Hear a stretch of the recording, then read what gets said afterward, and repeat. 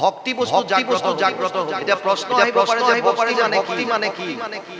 ভক্তি মানে নাৰদে কৈছে ভক্তি প্ৰেম স্বৰূপা। ভক্তি মানে প্ৰেম, ভাল পোৱা।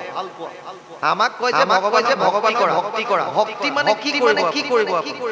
এটা প্ৰাৰ্থনা, গুৰু গৃহত সোমাই জ্বলাই প্ৰাৰ্থনা ভক্তি নেকি? ভাল পোৱা, প্ৰেম কৰিব লাগিব। কাক? সমস্ত জীৱব্যাপী হৰি, সমস্ত ভূতময় হৈ আছো।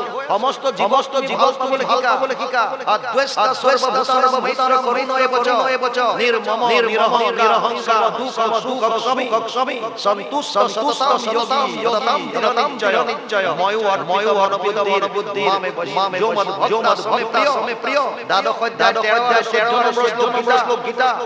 অদ্বৈত সর্বভূতানাম সমস্ত